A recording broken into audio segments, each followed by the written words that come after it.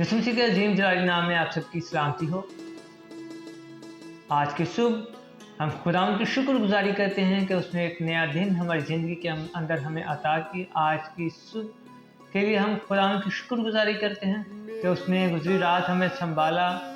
इसके लिए हम उसके शुक्रगुजार हैं। आज के इस सुहानी सुबह के लिए उसकी शुक्रगुजारी करते हैं कि आज का जो सुबह है, आज का जो दिन है, हमारे लिए बाइस से बढ़कर ठहरे। आज का जो हमारा टॉपिक है वो है गुनाह को छुपाना। यूसुफ को उसके भाइयों ने हसद की वजह से मदियानी सौदागरों के हाथ 20 रुपए के इवज बेच डाला, जो इसे मिस्र ले गए। यूसुफ 17 साल का था जब वो मिस्र जाता है। पहले 2 साल वो पोतीफार के घर में गुलाम के तौर पर रहता है, और फिर जब पोतीफार की बीवी उस पर इल्ज़ाम लगाती है तो वो अगले 11 साल जेल में गुजारता है।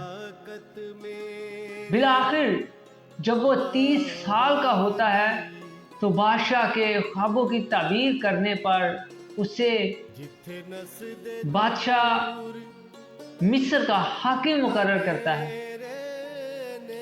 7 साल मिस्र में खुशहाली रहती है और उसके बाद मिस्र में काल पड़ता है।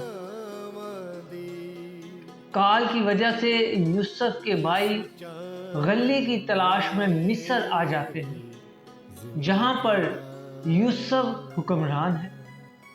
तो यूसुफ तकरीबन 38 साल का था जब उसके भाई मिस्र आते हैं।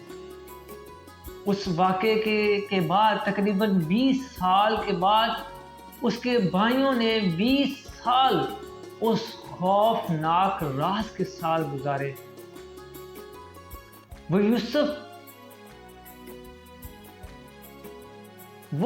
यूसुफ या मिस्र के जिक्र से भी कांप जाते होंगे, और वो गुनाह उनके जहन में ताज़ा हो जाता होगा। वो इस राज को